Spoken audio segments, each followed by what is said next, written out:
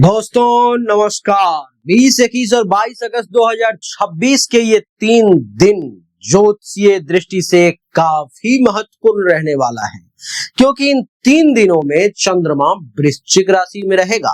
वैदिक गोचर गणना के अनुसार चंद्रमा 20 अगस्त और 21 अगस्त और 22 अगस्त को वृश्चिक राशि में रहने वाले हैं। मेरे प्यारे, वृश्चिक राशि चंद्रमा के लिए गहरी और संवेदनशील स्थिति मानी जाती है, क्योंकि चंद्रमा वृश्चिक राशि में नीच के हो जाते हैं। इसलिए इन दिनों मन के भीतर चल रही बातें, छिपी हुई चिंताएं, अचानक बनने बिगड़ने वाली परिस्थितियां और पुराने मामलों को लेकर मानसिक हलचल बढ़ सकती है। लेकिन यही चंद्रमा किसी के लिए पुरानी समस्या का समाधान और किसी के लिए धन लाभ, किसी के लिए रिश्तों में बदलाव और किसी के लिए अचानक सफलता का रास्ता भी खोल सकता है। तो आइए जानते हैं 20, 21 और 22 अगस्त 2026 का राशिफल कि आपके लिए आखिर कैसा रहने वाला है। 12 राशियों पर में क्या प्रभाव पड़ेंगे, उसके लिए क्या उपाय किया जा सकता है। मेष से लेकर मीन तक सब कुछ समझाने का मैं प्रयास करूंगा। मेरे प्यारे, सबसे पहली राशि जिस पर मैं चर्चा करूंगा वो है मेष राशि। मेष राशि वालों के लिए चंद्रमा जो है सो कुंडली के अष्टम भाव में विराजमान है। कुंडली के अष्टम भाव में चंद्रमा के विराजमान होने के कारण मेष राशि वालों के लिए आठवां भाव जो है सो अचानक परिवर्तन, गुप्त घटना, रिसर्च, पैतृक संपत्ति, बीमा, टैक्स और जीवन में आने वाले अप्रत्याशित मोड़ का भाव माना जाता है। इन 3 दिनों में आपको किसी ऐसी बात का पता चल सकता है जिसके बारे में आपको पहले पूरी जानकारी नहीं थी। पुराने कागज, बैंकिंग, टैक्स, बीमा या पैतृक संपत्ति से जुड़ा कोई काम सामने आ सकता है। व्यापार करने वालों को किसी बड़े आर्थिक निर्णय में जल्दीबाजी नहीं करनी चाहिए। स्वास्थ्य की दृष्टि से भी लापरवाही ना करें। शरीर में थकान या मानसिक तनाव आपको महसूस हो तो आराम को ज्यादा प्राथमिकता दें। रिश्तों में सबसे बड़ी सलाह है कि हर बात का जवाब तुरंत देना जरूरी नहीं होता। किसी व्यक्ति की बात आपको चुभ सकती है, लेकिन यदि आपने उसी समय प्रतिक्रिया दे दी तो छोटी बात बड़ा विवाद का रूप बन सकती है। उपाय यह है कि आपको इस समय में भगवान शिव के ऊपर में ओम नमः शिवाय 3 बार बोल करके जल अर्पण करना चाहिए। आपके लिए बढ़िया रहेगा। मैं इसके बाद बात करूंगा वृषभ राशि वालों की। वृषभ राशि वालों के लिए कुंडली के सप्तम भाव में चंद्रमा का प्रवेश है। मेरे प्यारे, 7वां भाव विवाह, जीवन साथी, साझेदारी, व्यापारिक संबंध और जनता से संपर्क का भाव माना जाता है। इसलिए इन 3 दिन आपके लिए रिश्ते और साझेदारी के लिहाज से बहुत महत्वपूर्ण रहेंगे। पति पत्नी के बीच कोई पुरानी बात फिर से चर्चा में आ सकती है, लेकिन सही तरीके से बात की जाए तो उसका समाधान भी संभव है। व्यापार करने वालों के लिए नया ग्राहक, नई डील या किसी पुराने संपर्क से आपको लाभ की संभावना बन सकती है। साझेदारी में काम करने वाले लोग अपने पार्टनर की बात को नजरअंदाज ना करें। अविवाहित लोगों के लिए विवाह या रिश्तों से संबंधित बातचीत आगे बढ़ सकती है। हालांकि भावनात्मक स्थिति थोड़ी गहरी रहेगी, इसलिए शक को हकीकत ना समझे तो ज्यादा अच्छा है। उपाय यह है कि सफेद मिठाई का दान करें और माता लक्ष्मी की पूजा करें, आपके लिए बढ़िया है। मेरे प्यारे, बात करूंगा मिथुन राशि की। मिथुन राशि वालों के लिए कुंडली के 6ठे भाव में चंद्रमा का प्रवेश है, जो ये दर्शाता है मेरे प्यारे कि 6ठा भाव रोग, ऋण, शत्रु, प्रतियोगिता और नौकरी में होने वाली समस्याओं, फायदा, नुकसान का भाव होता है। यह स्थिति आपको विरोधियों पर बढ़त दिला सकता है। यदि नौकरी में कोई व्यक्ति आपको परेशान कर रहा था तो इन 3 दिनों में उसकी चाल आपके सामने आ सकती है। प्रतियोगिता की तैयारी करने वालों के लिए समय मेहनत करने का है। कर्ज या पुराने भुगतान से जुड़ी कोई समस्या भी सामने आ सकती है, लेकिन उससे निकलने का रास्ता मिल सकता है। नौकरी करने वालों के लिए काम का दबाव बढ़ सकता है। स्वास्थ्य में पेट, तनाव और नींद से जुड़ी परेशानी को नजरअंदाज ना करें। सबसे अच्छी बात यह है कि इन 3 दिनों में आपकी समस्या से लड़ने की क्षमता मजबूत होगी। उपाय यह है कि गणेश जी की पूजा करें, आपके लिए अच्छा रहेगा। बात करूंगा कर्क राशि की। कर्क राशि वालों के लिए मेरे प्यारे, कुंडली के पंचम भाव में चंद्रमा का प्रवेश है। पंचम भाव बुद्धि, शिक्षा, प्रेम, संतान, रचनात्मकता और निर्णय क्षमता का भाव होता है। इसलिए विद्यार्थियों के लिए यह समय काफी अच्छा रह सकता है। पढ़ाई में मन लगेगा और किसी कठिन विषय को समझने की क्षमता भी बढ़ सकती है। प्रेम संबंधों में भावनाएं गहरी होंगी, लेकिन ज्यादा उम्मीद या ज्यादा भावुकता रिश्ते में दबाव भी पैदा कर सकता है। संतान को लेकर कोई अच्छी खबर मिल सकती है। शेयर बाजार या सट्टे जैसे जोखिम वाले क्षेत्रों में बहुत ज्यादा भावनात्मक निर्णय लेने से बचें। यदि आप कलाकार, शिक्षक, लेखक, कंटेंट क्रिएटर या मीडिया से जुड़े हैं तो आपकी रचनात्मकता बढ़ सकती है। उपाय यह है कि भगवान शिव पर दूध और जल मिला करके अर्पित करें तो ज्यादा अच्छा रहेगा। बात करूंगा सिंह राशि की। सिंह राशि वालों के लिए कुंडली के चतुर्थ भाव में प्रवेश है चंद्रमा का, जो ये दर्शाता है मेरे प्यारे, चतुर्थ भाव घर, माता, वाहन, संपत्ति और मानसिक शांति का भाव है।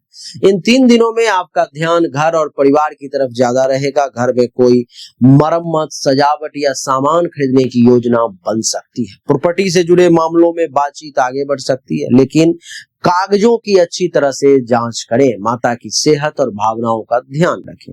वाहन चलाते समय सावधानी विशेष तौर पर में रखेंगे तो ज्यादा अच्छा रहेगा। जल्दीबाजी करना ठीक नहीं है। मानसिक रूप से आप कुछ पुरानी बातों को लेकर के भावुक हो सकते हैं, लेकिन ध्यान रखिए हर पुरानी बात को वर्तमान की समस्या बनाना जरूरी नहीं है। उपाय यह है कि माता का आशीर्वाद ले, मां के चरण छू करके बाहर निकले, आपके लिए अच्छा रहेगा। सिंह के बाद बात करूंगा कन्या राशि की। कन्या राशि वालों के लिए कुंडली के तृतीय भाव में चंद्रमा का प्रवेश है मेरे प्यारे। तृतीय भाव साहस, पराक्रम, छोटे भाई बहन, संचार, यात्रा और प्रयास का भाव माना जाता है। इन 3 दिनों में आपकी मेहनत का प्रभाव दिखाई दे सकता है। जो काम लंबे समय से रुका हुआ था उसे पूरा करने का साहस आएगा। छोटी यात्रा संभव है। सोशल मीडिया, मार्केटिंग, सेल्स और कम्युनिकेशन से जुड़े लोगों के लिए समय उपयोगी हो सकता है। भाई बहनों से बातचीत में पुराने मतभेद दूर करने का अवसर भी आपको मिलेगा। आपको केवल एक बात ध्यान रखनी है कि अपनी बात सही है, लेकिन उसे सही तरीके से कहना उससे भी ज्यादा जरूरी है। उपाय यह है कि ओम गंग गणेशाय नमः मंत्र का जाप करें, आपके लिए ज्यादा अच्छा रहेगा। कन्या के बाद बात करूंगा तुला राशि की। तुला राशि वालों के लिए कुंडली के द्वितीय भाव में प्रवेश है चंद्रमा का। द्वितीय भाव मेरे प्यारे धन, परिवार, वाणी और बचत का भाव माना जाता है। इसलिए इन 3 दिनों में धन और परिवार दोनों महत्वपूर्ण रहेंगे। आय के किसी स्रोत से पैसा मिल सकता है या रुका हुआ भुगतान प्राप्त हो सकता है। परिवार में किसी महत्वपूर्ण विषय पर चर्चा हो सकती है। आपकी वाणी का प्रभाव बहुत ज्यादा रहेगा। यदि मीठा बोलेंगे तो बिगड़ा काम भी बन सकता है, लेकिन गुस्से में बोले गए शब्द रिश्तों में दूरी पैदा कर सकते हैं। खर्च भी बढ़ सकता है, इसलिए अनावश्यक तरीके से खरीदारी करने से बचेंगे तो आपके लिए अच्छा रहेगा। उपाय यह है कि शुक्रवार को माता लक्ष्मी को कमल या सफेद पुष्प अर्पित करना आपके लिए बहुत अच्छा रहेगा। मेरे प्यारे तुला के बाद बारी आती है वृश्चिक राशि की, जिस राशि में चंद्रदेव इस समय में विराजमान है। चंद्रदेव का यहाँ विराजमान होना मेरे प्यारे प्रथम भाव जो है सो आपके लिए इन 3 दिनों का प्रभाव जो है विशेष तौर पर में आपके लिए आत्मविश्वास पर पड़ेगा, जो आपको बहुत महसूस होगा। मन में नए विचार आएंगे, साथ ही मूड तेजी से बदल सकता है। कभी बहुत उत्साह रहेगा और कभी छोटी बात भी बड़ी लग सकती है। अपने स्वास्थ्य, नींद और मानसिक शांति पर में विशेष ध्यान दें। आपके व्यक्तित्व में आकर्षण बढ़ेगा और लोग आपकी बात पर विशेष ध्यान देंगे। यदि कोई महत्वपूर्ण निर्णय लेना है तो भावनाओं के बजाय तथ्यों के आधार पर में निर्णय लें। ये 3 दिन आपके लिए 1 से अधिक या एक तरह से आत्म मंथन का समय है, ऐसा समझना चाहिए। आपको यह समझ आएगा कि कौन आपके साथ है और कौन केवल परिस्थिति के साथ खड़ा है। उपाय यह है कि भगवान शिव की पूजा करना आपके लिए बेहतर रहेगा। वृश्चिक के बाद बात करूंगा धनु राशि की। धनु राशि वालों के लिए कुंडली के द्वादश भाव में प्रवेश है चंद्रमा का।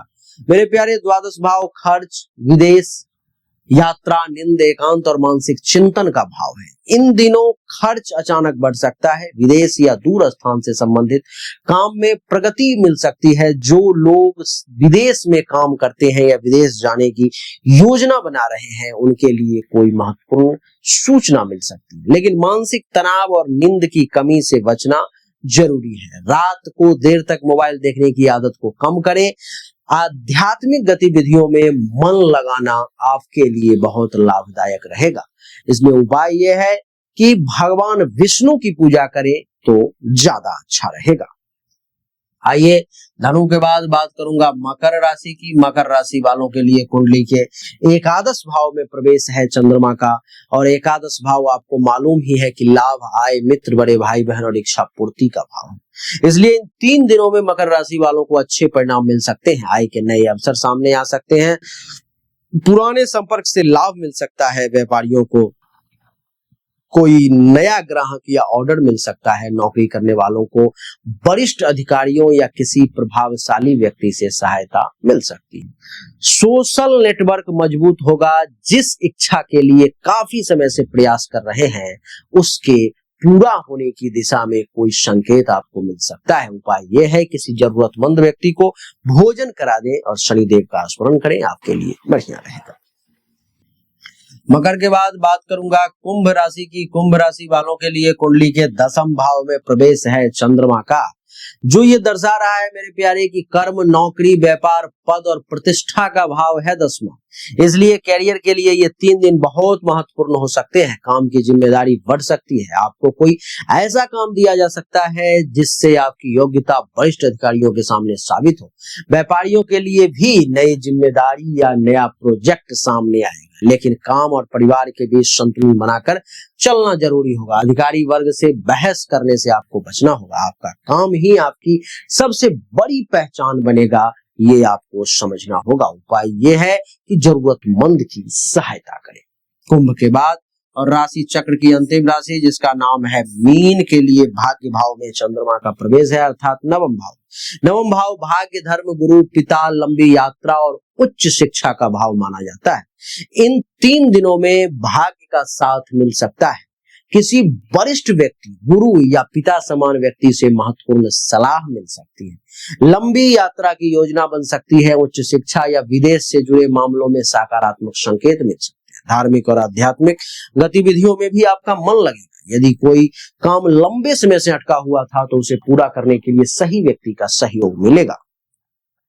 इन 3 दिनों की सबसे बड़ी बात है कि जहां आपको रास्ता दिखाई नहीं दे रहा था, वहां अचानक एक नया रास्ता दिखाई दे सकता है। उपाय यह है कि अपने गुरु का आशीर्वाद लें, आपके लिए अच्छा रहेगा। तो मेरे प्यारे, यही था 20, 21 और 22 अगस्त 2026 का दैनिक राशिफल जो मैंने आपको बताने का प्रयास किया।